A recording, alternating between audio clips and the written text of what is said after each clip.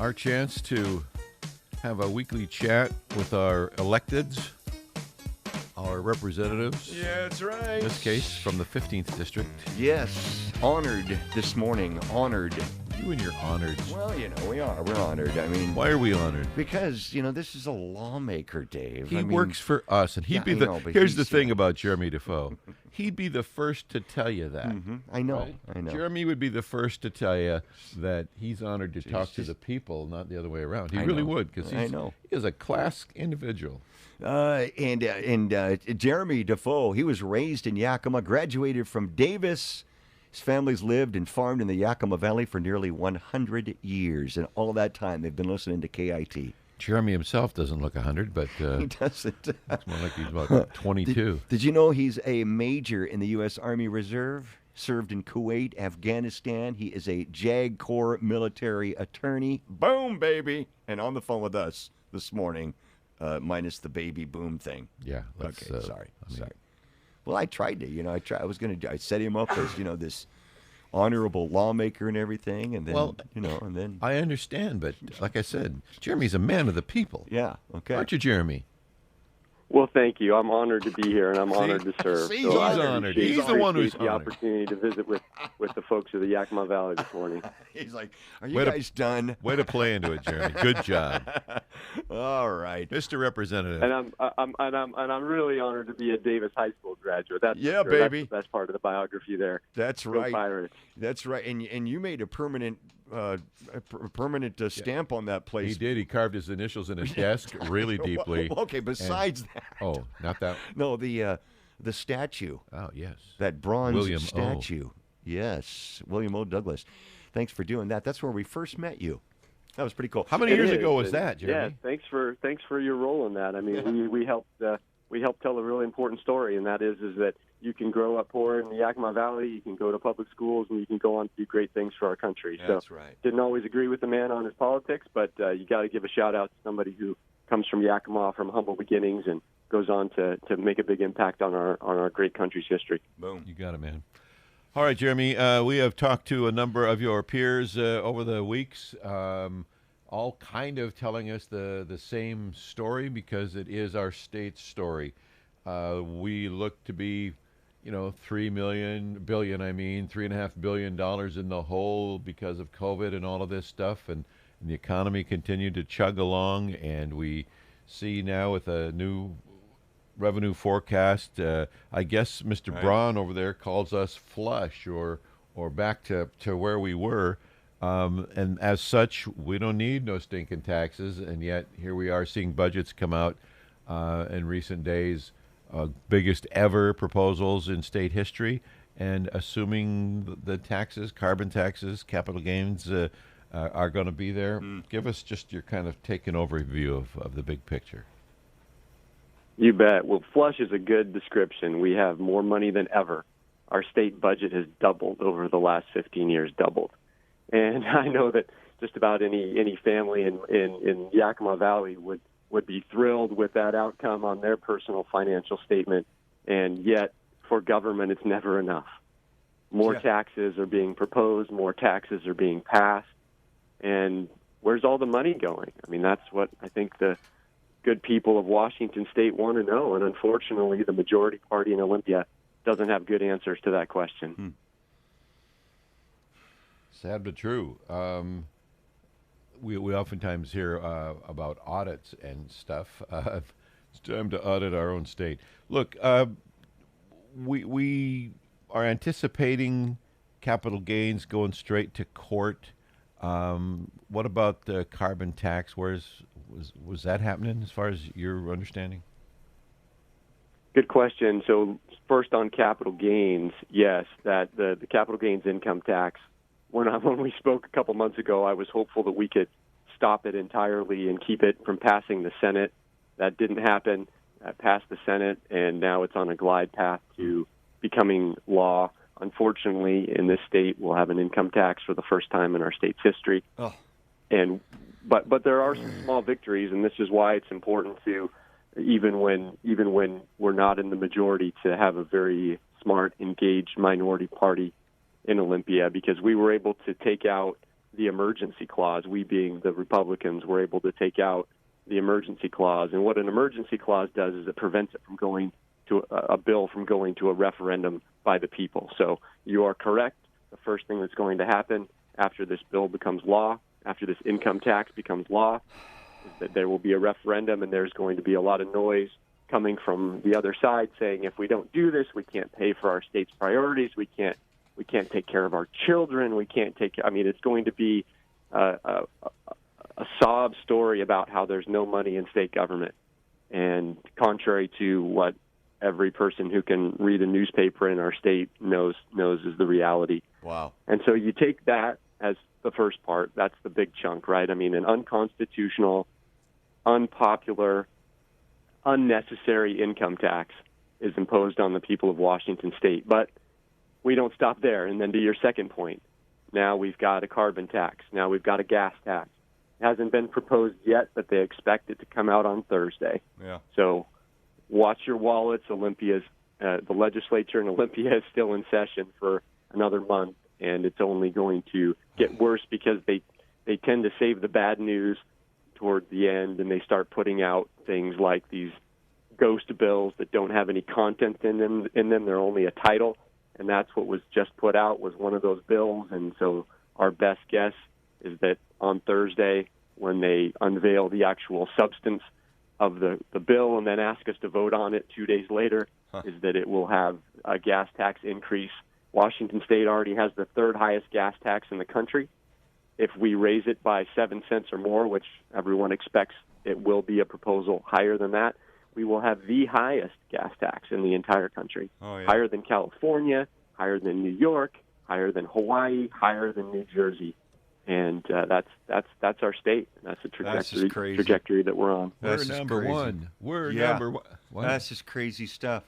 This capital Exactly. this capital gains tax. I think a lot of people are looking at it like, oh, it's just for the wealthy. I mean, but if it happens, I mean, we're all going to get slapped with this, right? In some form or another. Yes, this is the beginning. This is the camel nose under the tent.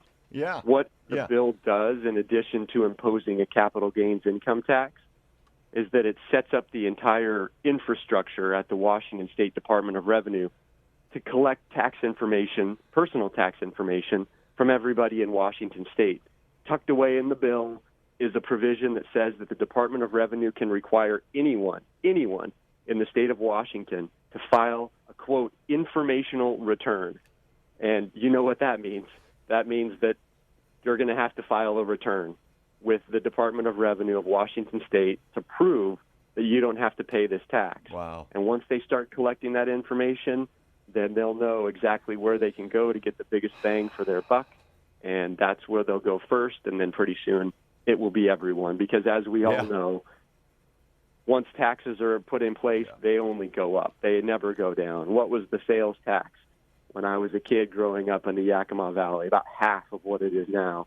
And it just goes up. B&O tax goes up. Gas tax goes up. We're seeing that again.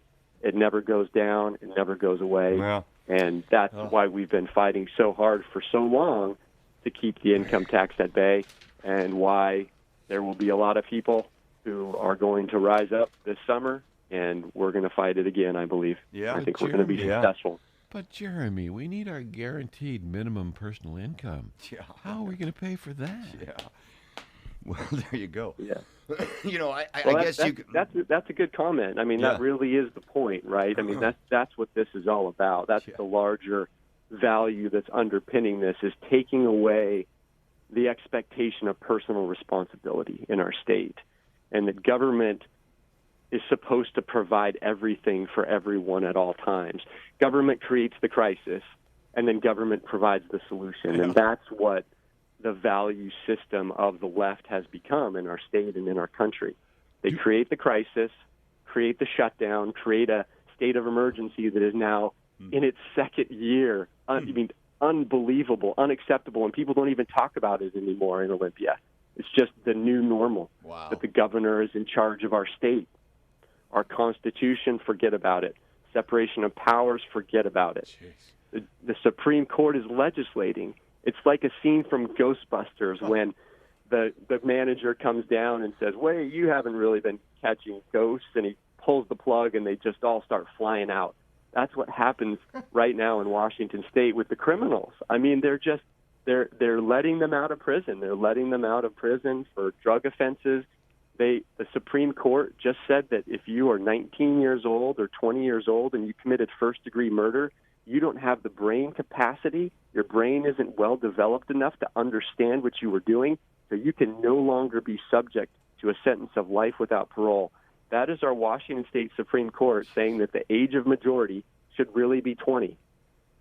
Well, so much for a legislative function, so much for the legislature making those determinations. We are just breaking down our Constitution. We're passing unconstitutional income taxes. The Supreme Court is legislating. The governor's office is legislating. And now we have, I mean, we can keep going, right? I mean, just on Sunday, Palm Sunday, the speaker called us in, and we debated for 8 hours a ban on open carry. Yeah. Wow. I mean, Second Amendment to the U.S. Constitution. Guaranteed Article right. 1, Section 24 of the Washington State Constitution, the right of the individual to bear arms in defense of himself or the state shall not be impaired. And now you've got law-abiding citizens who want to have a pistol on their hip. If they walk by a rally, if they walk by the state capitol, they are now a criminal. They are now a criminal. So the criminals aren't criminals anymore, and the law-abiding citizens are the new criminals. I mean, upside down, left is right, in is out. It's another world. Let me ask you back to the income thing for just a second, and some of these other changes. Are we seeing a philosophical point of view by people who are just emotional-driven idealists, or are there political calculations? Like when we see a lot that Washington's doing, we get the other Washington, we get the sense that they're trying to line up Democrats and a political power base forever. Do we see that happening in our state, or is this just the result of those kind of folks being in power, and this is what you get when they are? I think it's intentional. I mean, the leaders in Olympia are very deliberate, and they're taking their cues from Washington, D.C. They're taking their cues from the national organizations. What you have that I've observed is a synchronization between the priorities and the descriptions of things in Olympia mirroring what's coming out of the administration in D.C. You know, they're talking about capital gains income taxes now. We're talking about them. They're talking about pricing carbon, so now we're pricing carbon, talking about how our criminal laws are too harsh, and we have a prison culture and for-profit prisons, and that narrative coming out of D.C., and you see that get developed here. Sure. It's really about, in my view, whitewashing American values, whitewashing conservative values, and describing them in a way that makes it seem like that isn't really what our country's about. That isn't what our state's about. And it's very intentional, because when you do that, when you strip away the foundational freedoms and the foundational rights and the foundational values, personal responsibility and accountability and sacrifice for your country and sacrifice for your state and service of others, then you can start to pour in the government is the solution to everything, Sure. and government is the savior, both in a philosophical sense and also in a fiscal sense. And that, I think, is really what the underlying objective is, because these are mostly government people. They're creatures of government. They work in government organizations and government agencies, and they want to grow their empire. And at the end of the day, that's what it's about. You start talking about responsibility, self-reliance, and those things. You are now using racist terminology, according to the Museum of African American History. So you watch yourself, Mr. Representative. You got to watch what you're saying. Yes. Yeah. There are lots of accusations of racism and white privilege getting bandied about in Olympia right now. It comes up on almost every bill. And if the good people of Washington State, and especially the good people of the Yakima Valley, could just sit for a day and listen to the debate, you would think you were on another planet. I mean, it just doesn't match up with anything that is reality. I mean, we were all created equal. I mean, we are all God's children. It doesn't matter what race you are, what ethnicity you are, what religion you are. but the way that the left has weaponized that and used it as a wedge to divide people and say, government doesn't government's going to support you. Government's going to give subsidies to you because of your race. That is flipping the whole thing upside down.